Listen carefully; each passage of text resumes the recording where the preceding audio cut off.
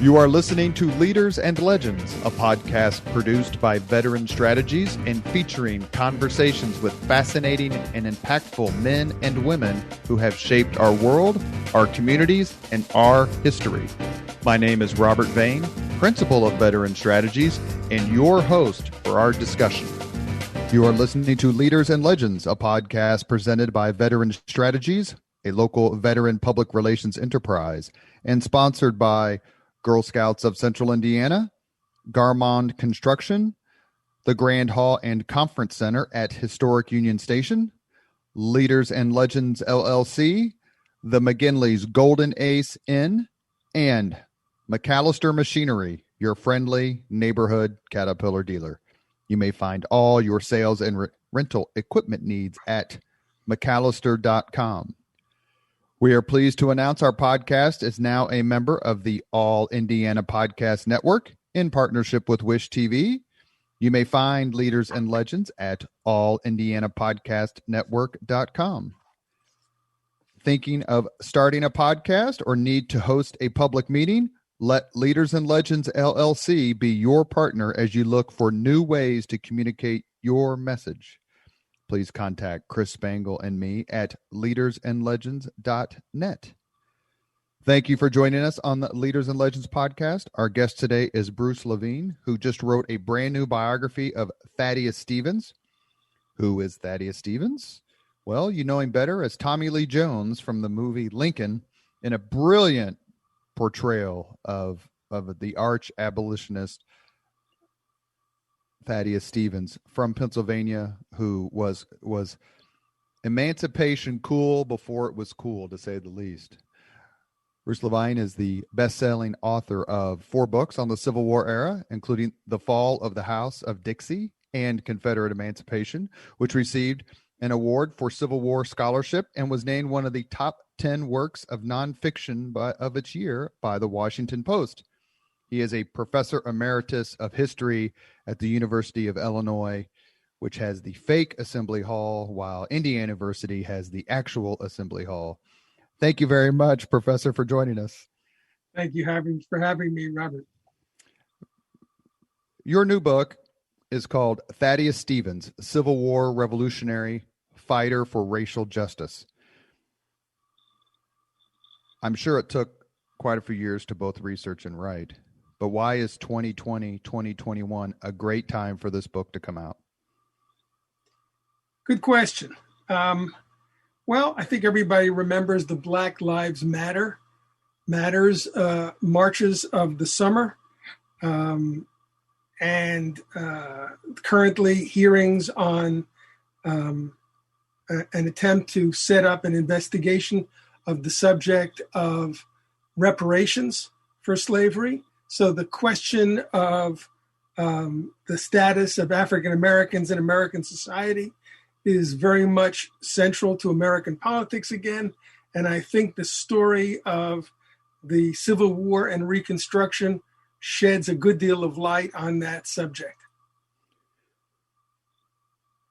In the pantheon of, and we're going to get into his career in more minute detail, but on the Mount Rushmore of people who made the 13th Amendment happen, and the 14th and 15th, obviously, who would you put on that Mount Rushmore along with Thaddeus Stevens? Well, certainly Abraham Lincoln, but people like Charles Sumner and Chase of Ohio, and Joshua Giddings, and a whole host of so-called radical Republicans, as well, of course, as Frederick Douglass and African-American abolitionists who had been pressing for the 13th Amendment, like Stevens, long before Lincoln endorsed it. I think you've got a long list of people whose faces would belong on that mountain. One of the questions I like to ask historians, especially biographers, is, was there anything about Stevens's early life that marked him out for greatness? Well, I guess it depends on what you mean by that. If you mean, was there anything that would have caught your eye if you were looking at him? I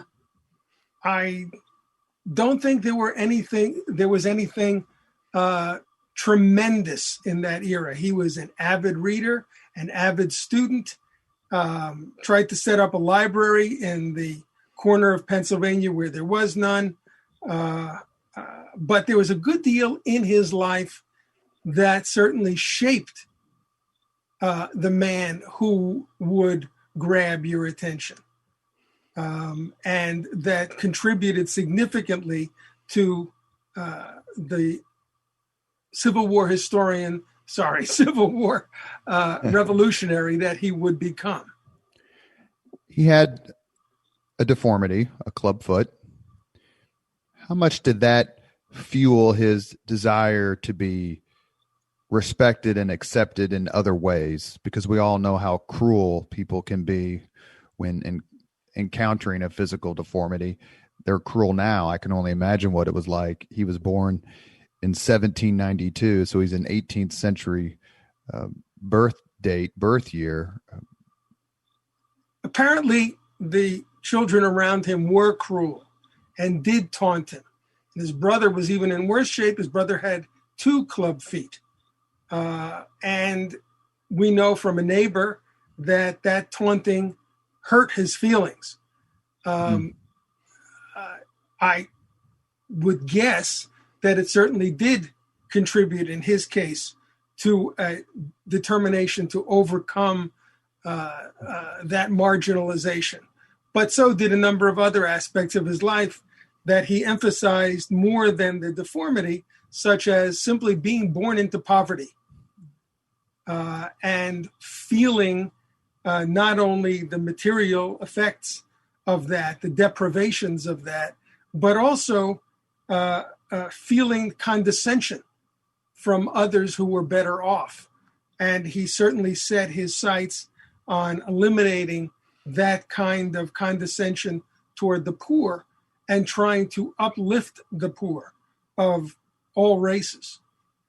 It would be somewhat, it wouldn't be somewhat. It's crazy to try to compare any of our lives, even the lives of the poor, whether today or in the early 19th century, to the lives of slaves. But did he feel in some way that, hey, I don't have it as bad as you do, but I've had it really bad, and that makes me help identify with you? Probably. I'm sure, as you say, that he knew very clearly that whatever he suffered was nothing compared with what slaves suffered. But having suffered what he did certainly made him sensitive to the suffering of others, more so, he would say more than once, than those who were born into prosperity. When you read about Stevens, it became clear that not only did he feel that education was his way out, but it was also clear that his mother felt that. They were abandoned by her husband, his father. So hard scrabble, to use a Ulysses S. Grant phrase, hard scrabble was the way to go. But like many of us who don't have a particular talent, every time I put a screwdriver in my head, my kids just laugh. Like, what are you doing with that? Like, you can't possibly know what you're doing. We know that education is our ticket out. Is that something that was in Stevens's mind? And then how did that love of education, the understanding that it was the ticket, influence him later on as he tried to help others? Another good question. Stevens was pushed along the route of education by at least 2 factors. One was the physical deformity that made it difficult for him to do very much farm work, and that convinced his mother that together with his native intelligence was going to require that he do something with his mind rather than with the strength of his body. And so she determined fairly early that he was going to have to go into the professions. And she kindled in him a love of learning and a love of books. And that kindling produced quite a flame. So he became a very avid reader and a very hardworking student.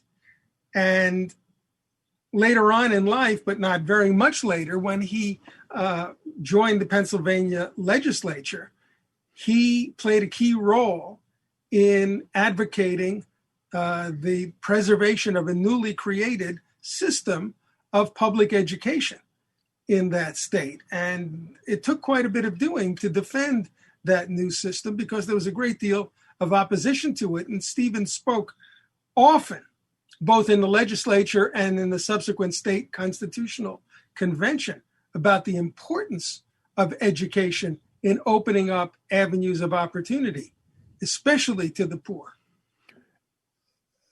He became an attorney, which obviously was different then than it is now. But it wasn't long. I find it fascinating. He lived in Gettysburg, and there's a great story about when the Confederates attacked it in July of 63, July of 63, that they targeted one of his foundries. I'll ask you about that in a second. But while in Pennsylvania, he caught the political bug. What drove him to go that route? Because as much as we like to think 21st century politics is rough and tumble, it, in my view, doesn't hold a candle to what people had to put up with in the early to mid 1800s. Well, on that subject, and on the subject of handling the rough and tumble, Thaddeus Stevens was a tough cookie and had the ability to dish it out as well as take it. And so I'm quite sure that the prospect of being attacked would not have made him bat an eyelash. But Thaddeus Stevens had goals of transforming the country. And that could only be done, he believed, through politics. He wanted to democratize the United States to a much greater extent than it was already democratic. And there was no other way to do that but through politics. And he had very strong political views, not only about democracy, but about the importance of getting the government to help stimulate the growing capitalist economy of its time. And he was of the opinion that the growth of that economy required active government support, just as he believed that making opportunities available within that economy to those born into poverty also required government intervention. So those goals, no doubt, propelled him along the political career that he would follow. And did he find the presence of slavery as the exact opposite of the opportunities he sought to give to others? Absolutely.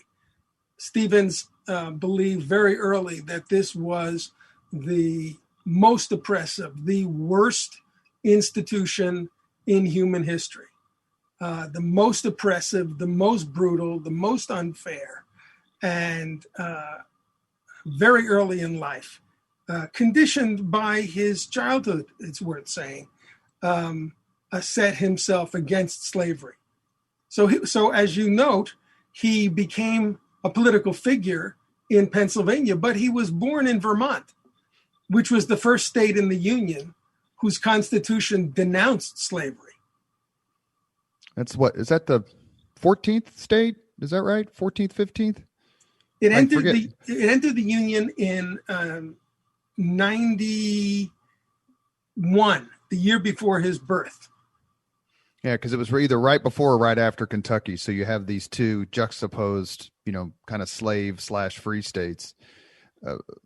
One of the questions in reading about his deformity, which I'm going to ask you about the movie Lincoln later. We were lucky enough to have Harold Holzer on the Leaders and Legends podcast, and he talked about his involvement in it.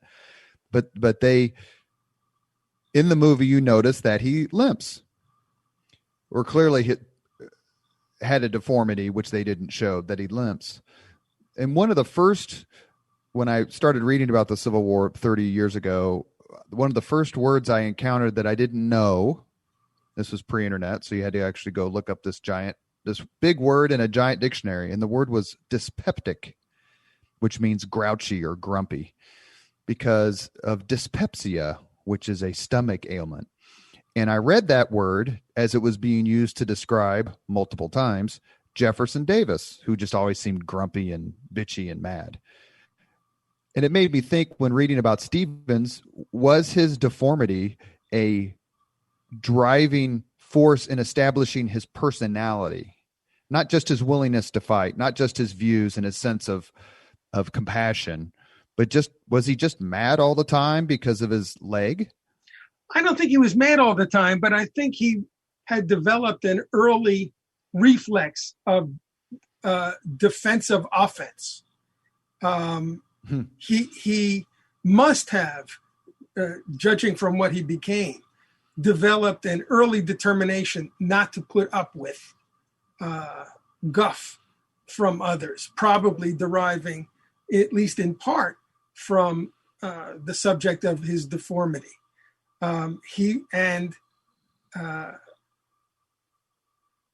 People said, you do not take this guy on, certainly verbally. One congressman says that I just as soon wrestle with a porcupine as argue with Thaddeus Stevens. Stevens also developed himself physically despite his deformity, so that he was physically well-developed individual and probably capable of handling himself physically as well. But I think this had to have contributed, as you suggest, to this combativity. One of the problems, though, that we have with studying someone like Stevens, as with Lincoln, is there's no diary. And so it makes it difficult to read his inner life. There's very little memoir type material. And Stevens' handwriting was one of the worst I have ever seen. And his correspondents complained about it too. How do you expect me to read this? And so even reading his letters is quite a chore. So penetrating into his psyche is a major problem. And he also had another physical ailment, which you see in the movie, that caused him to lose his hair. What was that? Alopecia. His hair fell out relatively early, as a result of which he never appeared in public without wearing a wig. And there's a story about that as well. You almost certainly know that in the 19th century, it was common for people to ask public figures for a lock of their hair so that they could have it as a keepsake. I suppose it's an early version of an autograph. So one woman came up to Stevens at one point in his life and asked for a lock of his hair. And he took off his wig and said, "You may have them all, madam." So he was not a vain individual. She take it? Did she take it? The story doesn't say. But you would have taken it. Would I have taken his wig? Perhaps. Thaddeus Stevens' journey in politics begins like most political. Not many people go from never having held public office to president of the United States or some exalted title like that, like say Dwight Eisenhower did. There's a path, and you start with lower offices, usually at the state level. Talk a little bit, please, about how Thaddeus Stevens went from someone interested in politics, following politics, to becoming a United States congressman. Well, he starts off with as you suggest, some low-level local offices, city council, the equivalent of a city council. And he is repeatedly reelected to that position. I think at one point he becomes the equivalent of the chair of the city council. He always hopes to become a United States senator and is disappointed never to have reached that point.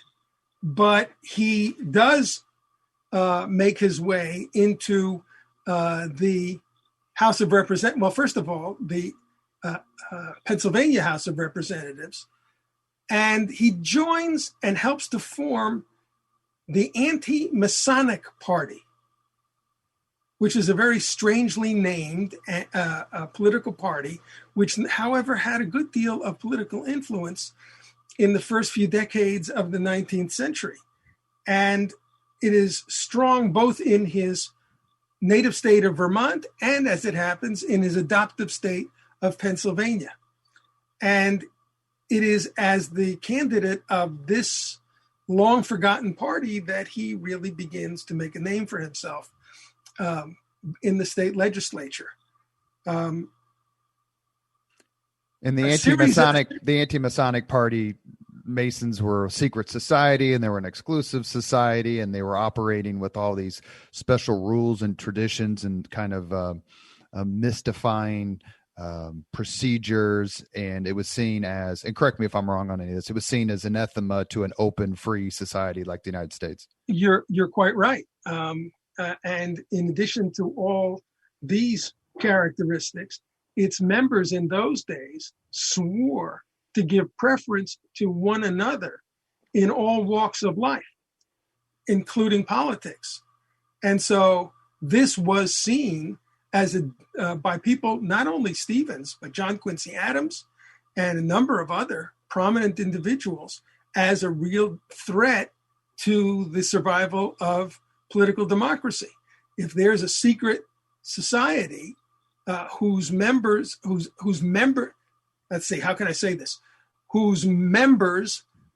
belong secretly and their status cannot be known to the general public, but who are collaborating with one another behind the scenes to advance only one another rather than anyone outside their charmed circle, I think it's quite reasonable to look upon that as something dangerous. Did he ever try to join, and why was he rejected? He did not try to join. He considered it on principle to be a wrong to build such an organization. Now, somebody, next week will discover that sure enough, Thaddeus Stevens tried to join, but I've seen no evidence of it, and quite the contrary. Everything I've seen said that he never would have sought to join an organization like that. But a series of political parties collapsed underneath Stevens, starting with the Anti-Masonic Party, whose success is so great, by the way, that eventually it goes out of business for want of a constituency, at which point he moves over to the Whig Party, which, with the Democratic Party, was one of the two major political parties contending for power locally and nationally in the middle of the 19th century.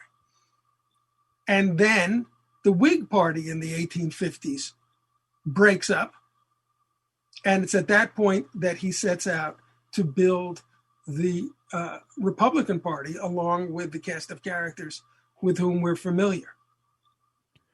He had, before we get to the time in Congress, it's fair to say he had a relatively successful political career, despite the fact that he took some pretty tough stances. In other words, wasn't scared to be outspoken on issues that made people uncomfortable.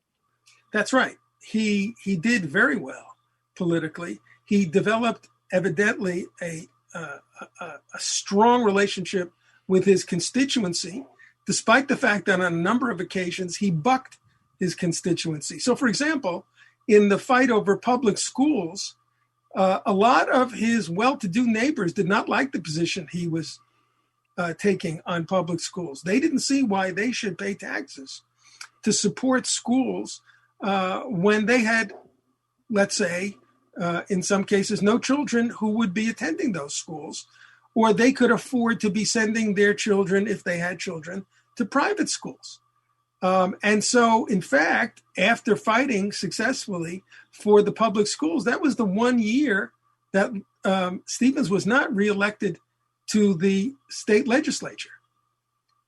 So he could feel consequences of going against his constituency. And in 1850, when he opposed the Compromise of 1850, a sectional compromise between North and South that included a new law strengthening the ability to capture so-called fugitive slaves, when he vigorously opposed that compromise, the Whig Party refused to renominate him for the House of Representatives. So he was prepared to suffer the consequences of taking unpopular positions, or positions at least unpopular with his given political party. But once he joined the Republican Party, he was never denied renomination again and was never denied re-election again. He had found a vehicle that fit his politics much better than any earlier one had done. Is it fair to say that the early manifestation of the Republican Party was not as radical and forceful on the issue of slavery as Stevens would have liked? Famously, the Republican, and again, please interject, no extension of slavery into their territories. That was one of their founding principles. But as far as I can remember, there wasn't a huge push as part of the platform to eliminate slavery where it existed. No, there wasn't. Stevens subscribed to a view of the Constitution at that time, which was extremely widespread, that said that under the Constitution, the federal government does not have the right to abolish slavery within the states. And Stevens, prior to the Civil War, did not try to use the federal government to abolish slavery within the states. But he fairly early advocated something that eventually comes to be called the denationalization of slavery, which calls upon the federal government to use all of its power, wherever that power exists, to ban slavery. So that's not only in the territories, but also in Washington, D.C., in the territorial waters, in all federal forts and federal military installations in general, and even in the interstate slave trade, the buying and selling of slaves across the state borders. And he also opposes the operation of the fugitive slave law. None of those things appear in the platform of the Republican Party of 1856, the first national campaign that the Republican Party wages. It simply calls for the abolition of slavery in the territories. And Stevens considers that, for the first time, an adequate anti-slavery platform to join. It's worth saying that he refused to join earlier and more radical versions of an anti-slavery party. He refused in the 1830s to join the Small Liberty Party, and in the late 1840s to join the so-called Free Soil Party, which had a platform very similar to what the Republicans eventually adopted, because he thought they were too small to do any good. They were too small to win enough votes to change anything important. It's only in the 1850s that he, like a number of others with a similar outlook, decide that now is the time to put all our chips on the subject of slavery, to build a party that is primarily devoted to the crusade against slavery. And the attempt to prevent its expansion into the territories, they all view as the thin edge of the wedge. Years later, during the Civil War, when people were trying to figure out if Ulysses S. Grant was a Republican or Democrat, he once said, when asked about his vote for president, that in 1856, he voted for James Buchanan because he didn't know him and against John C. Fremont because he did. How important was personality back then, and how close did it come on more than one occasion to physical confrontation as tensions rose solely over the issue of slavery? Well, the first question I find hard to answer. How important was personality? I don't think that it was as important as it is today. because most voters never laid eyes, for example, on presidential candidates in those days. I think it would have been perfectly possible for presidential candidates in most of that era to walk through a town 3 states away and not be recognized. There was not only, of course, no television, there was no radio, there was certainly, of course, no internet, but even newspapers could not carry photographs because the technology did not yet exist for transposing photographs into print. So the best you could do was carve an engraving based on a photograph and use that in a newspaper. So if you couldn't even lay eyes on somebody, it would have been hard for most people to form a political allegiance based on an acquaintance with the candidate's personality. Though personality played a big role in closer quarters among politicians or within a local constituency, no doubt it had a much greater significance. On the second part of your question, there was a great deal of violence and threat of violence in the Congress and in the Senate as the Civil War approaches. We're most familiar, I think, with the case of Charles Sumner being beaten into unconsciousness a few years before the Civil War for the crime of having insulted a South Carolina politician in an anti-slavery speech. The harlot slavery. Exactly.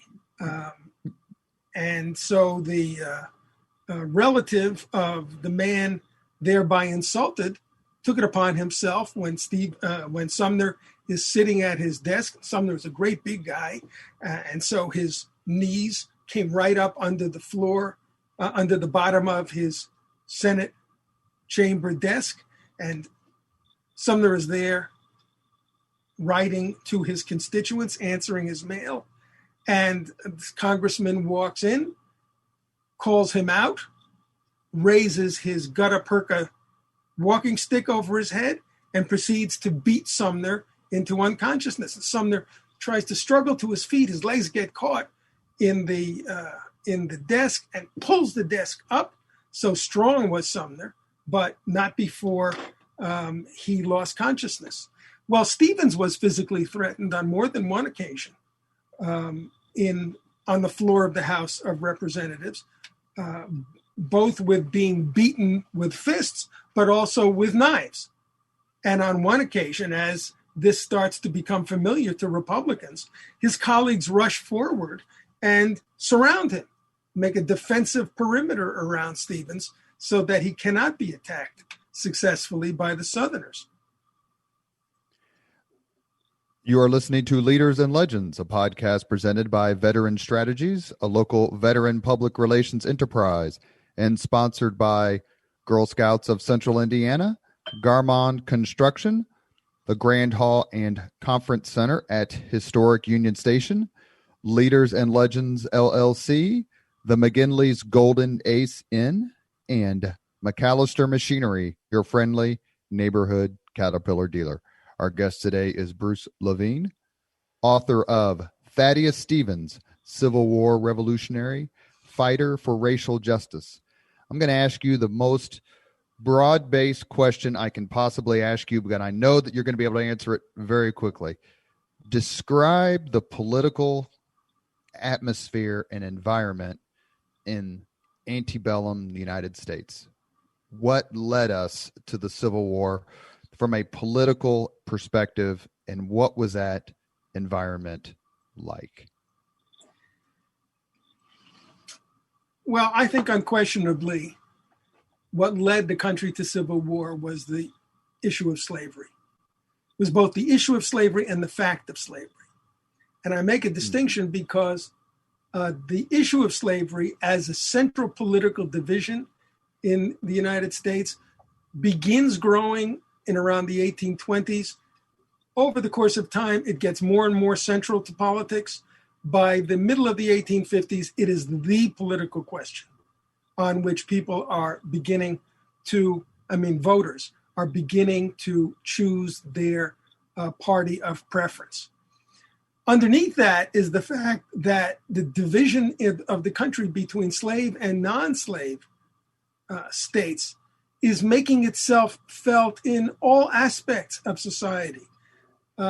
Religious denominations are splitting because of differences, theological differences and political differences over slavery.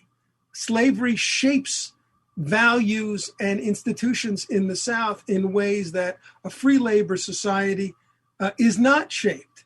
And so the difference in social relationships and economy make themselves felt in all sorts of cultural and secondary and tertiary aspects.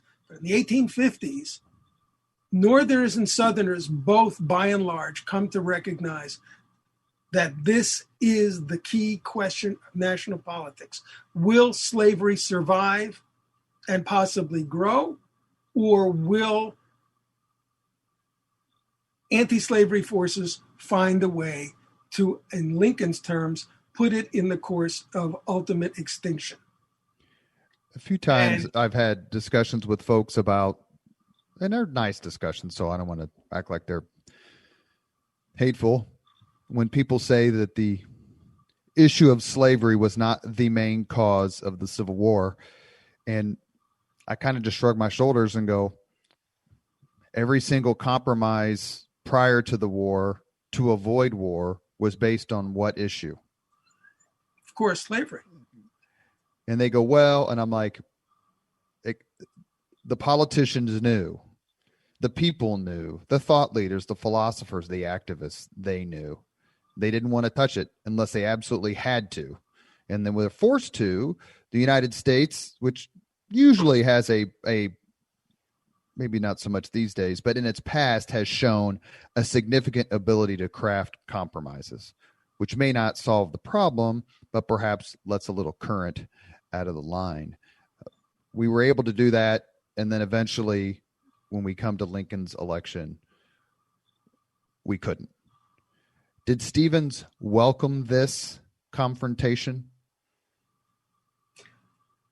Well, he certainly welcomed, to use that word, confrontation over slavery. He did not welcome disunion. He did not welcome war. Stevens would have liked to see the Republican Party victorious and the Republican Party begin to implement a program to do away with slavery. And he was slow to draw the sword, figuratively speaking, even as secession began at the end of 1860. So he was not looking forward to what he already anticipated was going to be a bloody war if it came to that. But once the war began, it was something else entirely. Is it fair to say that there were some abolitionists who just said, well, let them go. Let the South go? Well, there were some who said that, and there were some non-abolitionists, but people who opposed slavery who said that. Horace Greeley, the editor of the New York Daily Tribune, which was whose weekly issue circulated widely through the Midwest. It was a very influential paper. Famously said, "Go, my errant sisters, go on your way." And Stevens and others, and eventually had no intention of allowing that to happen. Neither did Lincoln. It would have meant tearing the country in half.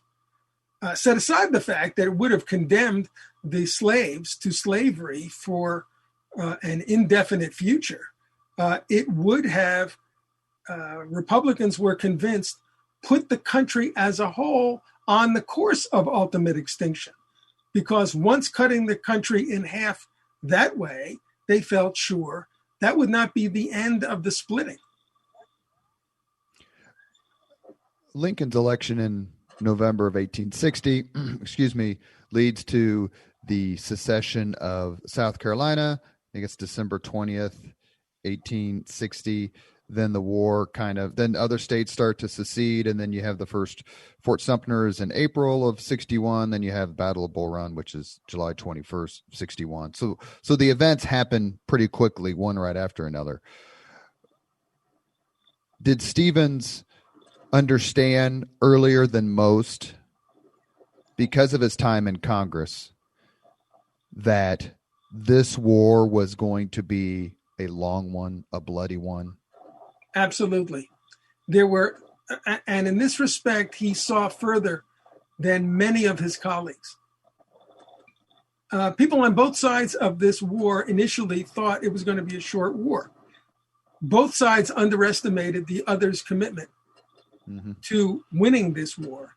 And both sides underestimated the other's ability to wage war. And that was certainly true on the Union side.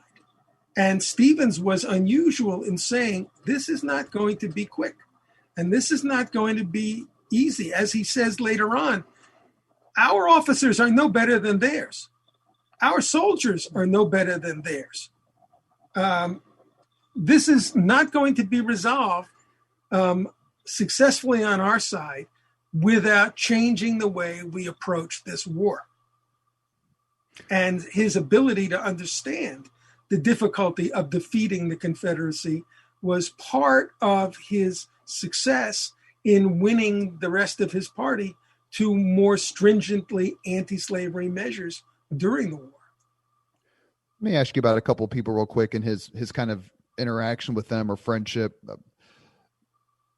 There are obviously several compelling figures of the Civil War, even on the Confederacy. I mean, you have to look at Lee and whatever you think of his cause, which is obviously terrible, but his skill and impact was undeniable. But on my Mount Rushmore, perhaps even Mount Olympus of Civil War figures, there's always a special place for Frederick Douglass. Did Thaddeus Stevens have much of a relationship with him? And if so, describe it for us. I think Stevens met Douglass once or twice, but I don't think that they had a close relationship. I think there was mutual admiration on both sides. It is certainly true that Frederick Douglass recognized and admired what Stevens was doing in Congress. And Douglass eventually puts Stevens' portrait on his own wall in commemoration of that man after Stevens has passed on. I believe it's true that Stevens subscribed to Douglass's newspaper and followed Douglass's career, but I don't think that there was a close ongoing collaboration. I've mentioned this a few times, and before I ask you about the relationship between Stevens and Lincoln, let me ask you quickly, what did you think of the movie Lincoln and Tommy Lee Jones' portrayal of Stevens, which, I mean, your grade matters more than my grade, but I thought he captured him in a terrific manner. Well, I really enjoyed the movie all three times that I watched it.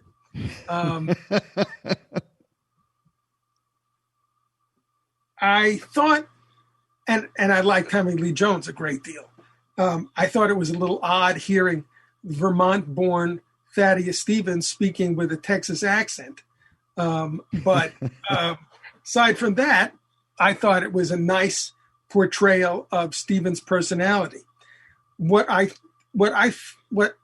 did not like was what was, in my opinion, a portrayal of Stevens as so stubborn and so extreme that he created a problem for the achievement of the 13th Amendment, and that only Stevens' supposed backing away in public on the floor of the House from his own so-called extreme views made it possible to pass the 13th Amendment. As I said earlier, I think that's a misrepresentation of what takes place in that scene. Stevens was not quieting his own views, but rather was enunciating his views. And the film does not say, but which was true and important, Thaddeus Stevens was calling for what becomes the 13th Amendment a full year before Abraham Lincoln endorses the idea of such an amendment. So Stevens is more the author of that amendment than Lincoln was. There's a line in the movie which is a direct quote, but please disabuse me of this assertion if it's wrong. But there's a line in the movie in which Tommy Lee Jones says, "The greatest measure of the 19th century was passed by corruption, aided and abetted by the purest man in America," meaning Abraham Lincoln. I think that's an accurate quote. It's important to remember, though, why the arm twisting and log rolling was necessary to get the 13th Amendment passed when it was passed. In fact, the Republicans at the end of 1864 had just won a series of elections to Congress. And in the newly seated Congress, which would not yet take its seat until a few months into 1865, they would by themselves have had enough votes to pass the 13th Amendment. But Lincoln wanted it done right away. He wanted it done by the sitting lame duck Congress, which the Republicans did not yet control by a large enough margin to pass it. And so it was necessary to resort to these particular measures that are shown in the movie. Well, I think from a historical point of view, excuse me, seem to be going through adolescence here. From a historical point of view, that was a done deal once the Republicans had swept the 1864 elections. So if that Congress had not passed it, the next one certainly would have.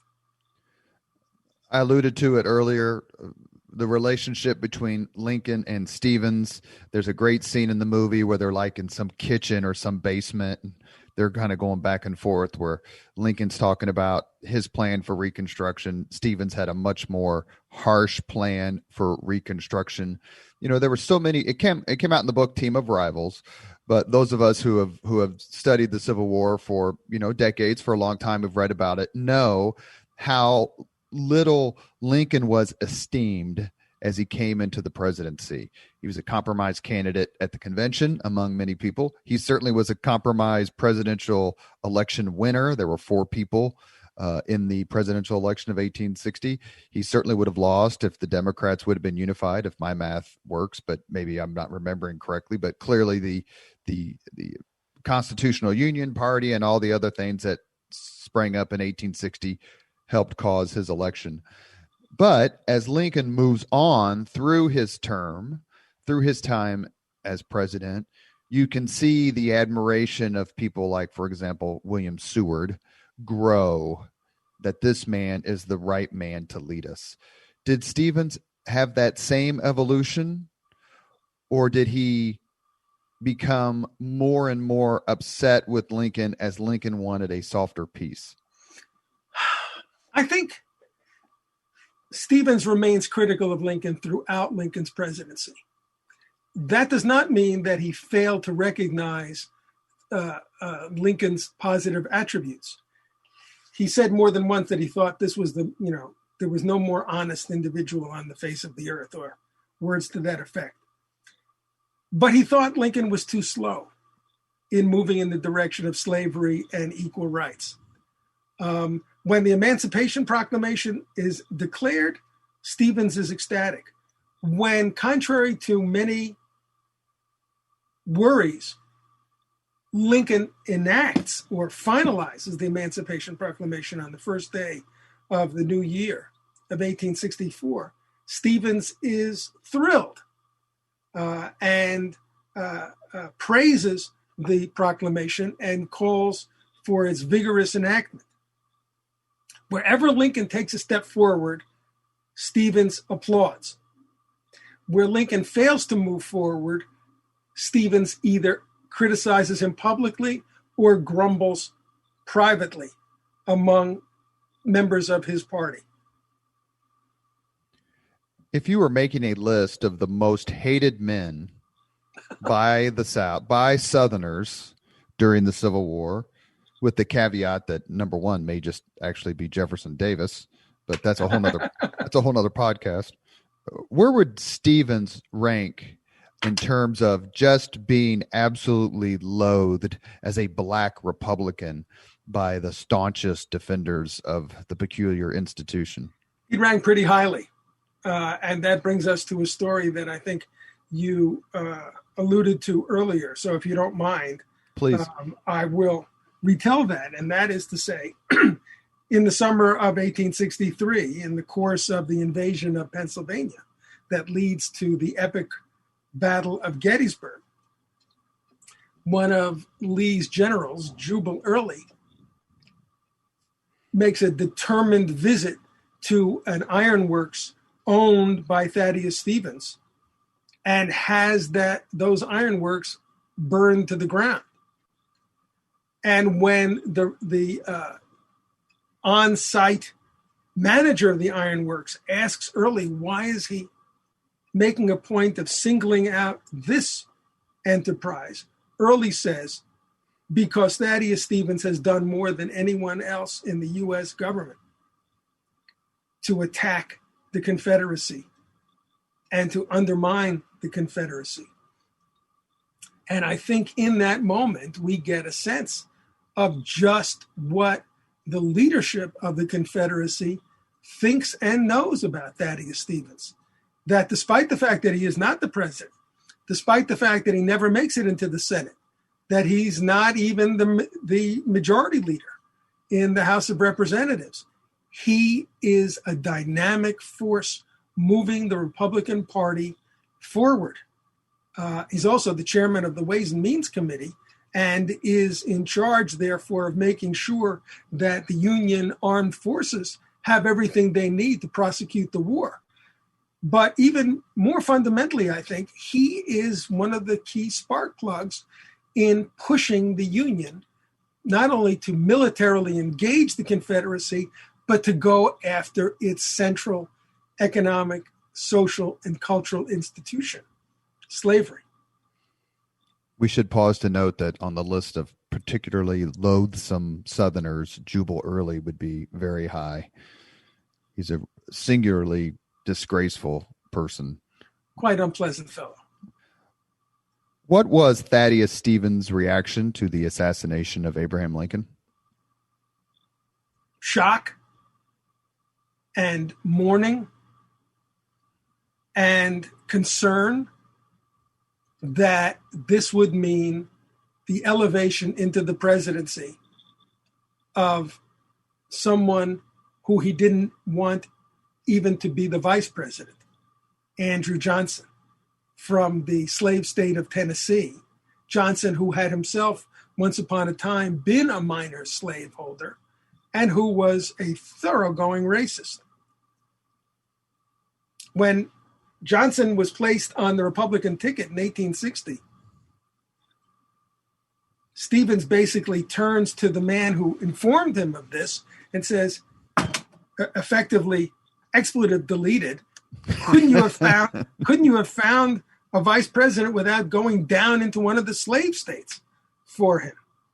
And very early, Stevens' worst fears are realized when Andrew Johnson begins trying to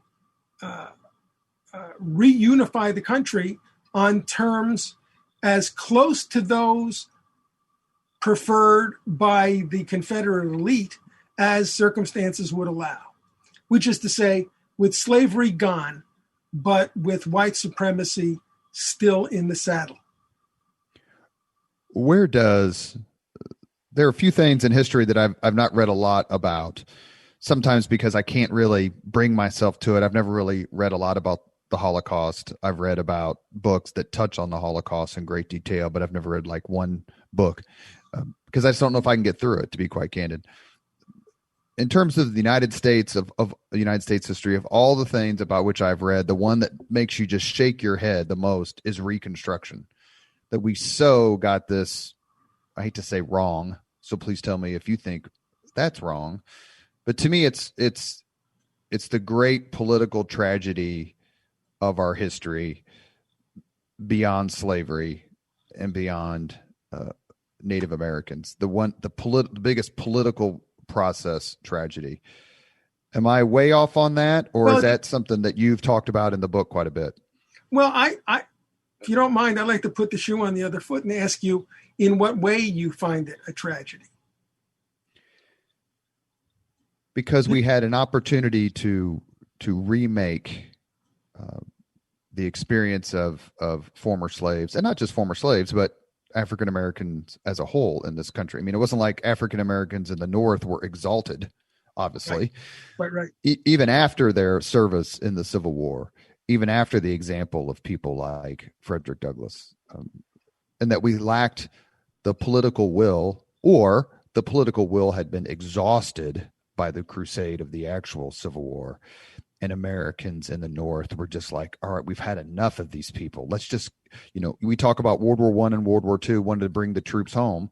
Well, that was the same thing in the Civil War. They wanted to bring the Northern boys back. And the political will to impose ourselves and remake Southern society and Southern governments gradually just dissipated. And into the void, into the vacuum, were people like Nathan Bedford Forrest and Jubal Early and organizations like the Klan. And to me, if we had been a little more forthright, even though I think Ulysses S. Grant's getting stronger marks for his presidency than he did a generation ago, that we wouldn't have blown this magnificent opportunity to avoid the first and second Jim Crow eras. Well, I completely agree with you. And Thaddeus Stevens would certainly agree with you. Stevens firmly believed, and retrospectively, I can only agree, that this was the opportunity and this was the necessity to firmly impose upon the former slave states not only abolition, but thoroughgoing legal and political equality. And to keep control of those states long enough to stamp out white supremacist terrorism.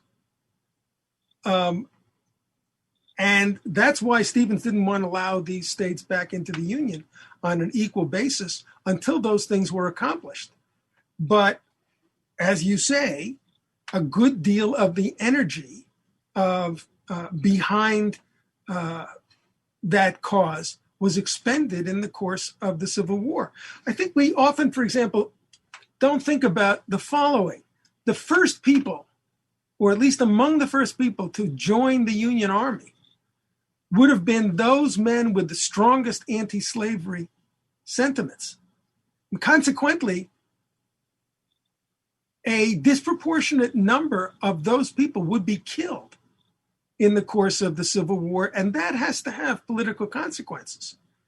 If the most anti-slavery people are losing numbers like that, that's going to affect the politics of what's left. Now, running contrary to that, going in the opposite direction is the growing determination on the part of other surviving Northerners that if we don't act firmly, all the blood and treasure expended in the course of the Civil War is going to be lost. But eventually the energy gives way. And the fact is that the Northern population as a whole was never very firmly committed to racial equality to begin with. They didn't like slavery, but they certainly wouldn't have gone to war in the first place in order to put an end to slavery. It took a threat to the Federal Union to get them to support war. But now they're being asked to keep a huge number of people under arms for the sake, it seemed to them, of enforcing something they didn't really believe in or didn't believe in very strongly, racial equality. And meanwhile, business interests in the North, who also didn't want to see the West become slave society and also didn't want to see the Federal Union destroyed, basically felt that they had accomplished what they most needed by the end of the Civil War. They had control of the federal government. They had abolished slavery and made room for their own form of free labor capitalism. They had a tariff protective tariffs. They had federal support for a transnational railroad, et cetera, et cetera, et cetera. Their commitment to continuing the fight for racial equality in the South was ebbing very quickly. This was the last great opportunity, short of the middle of the 20th century, to transform social and political relations in the South, and the Union proved unable or unwilling to do the job. The last few minutes we have on the Leaders and Legends podcast with Professor Bruce Levine, who has written a new biography of Thaddeus Stevens. Is it fair to say that the coda of the American Civil War in some ways is the impeachment trial of Andrew Johnson? If so, or please say that there's something else that you would put in that category. What was Stevens's role in that before his death in 1868? Well, I would say if this is literarily possible, it's a coda. It's also possible, I suppose, to say that all of Reconstruction is a coda of the Civil War.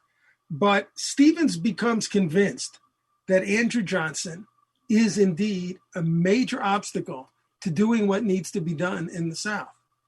And I think it's clear that he's right. Andrew Johnson is happy to see slavery abolished, but past that, he is giving the old elite of the South virtually free rein. Having been forced to give up slavery, the South is passing very strongly discriminatory legislation called the Black Codes in the South that deprive the former slaves of most of their legal and all of their political rights, and are enforcing white supremacy with acts of terror. The Congress passes laws to try to hold that back and place the South under military control for a while. Andrew Johnson starts replacing the firmest generals with generals who are willing to allow the Southern white leadership greater leeway. In other words, getting in the way of implementing Reconstruction. So Thaddeus Stevens joins forces with other Republicans calling for the impeachment of Andrew Johnson. And the House, as you know, does indeed impeach Andrew Johnson. And the House takes the case to the Senate. Thaddeus Stevens is one of the House's impeachment managers. They make a strong case, but they fail by the slimmest of margins to obtain the supermajority vote that they needed, because the moderate wing of their own party will not go along with removing Johnson from office. And so the impeachment process does not culminate in Johnson's removal. And I am way searching my memory here. If Johnson had been removed, would the president have been Schuyler Colfax, the Speaker of the House, who was from Indiana, later vice president under Grant? Well, I think not, because I think it would have been Benjamin Wade. From Ohio, the radical senator. And that's one reason why the moderate Republicans don't want to impeach Johnson, because they don't want a radical like Wade to get that kind of political power. We end all Leaders and Legends podcasts with the same 5 questions to everyone. Professor Levine, are you ready? They're harmless, I promise. Didn't anticipate this. Okay, let's go. What was your first job? Working on the back of a garbage truck. What was your first concert? Playing a cello at my own graduation. What was your first concert where you saw someone we may have heard of? Gladys Knight and the Pips. Love it. That's a first. Number 3, if you could suggest any book for someone to read, which book would you recommend? Wow, that is a tough one. The last 3 are tough for historians. I apologize. James McPherson, Battle Cry of Freedom. It was my textbook when I was an undergrad for my Civil War class. You had a good teacher. Number 4, if you could witness any event in history, be there as it happens, which event would you choose? Passage of the 13th Amendment. Last question. If you could have dinner with anyone living today, 2 hours, completely off the record, whom would you choose?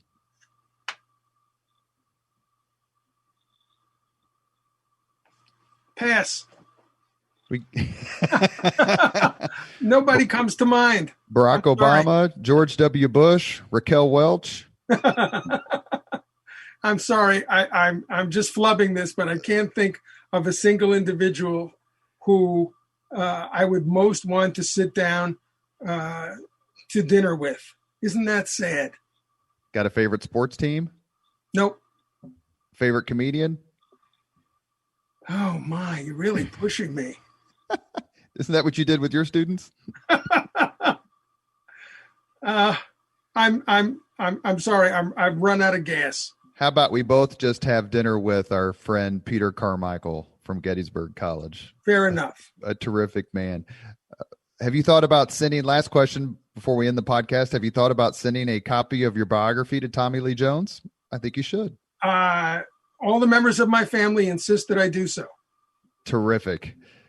You have been listening to Leaders and Legends, a podcast presented by Veteran Strategies, a local veteran public relations enterprise, and sponsored by Girl Scouts of Central Indiana, Garmond Construction, the Grand Hall and Conference Center at Historic Union Station, Leaders and Legends LLC, the McGinley's Golden Ace Inn, and McAllister Machinery, your friendly neighborhood Caterpillar dealer.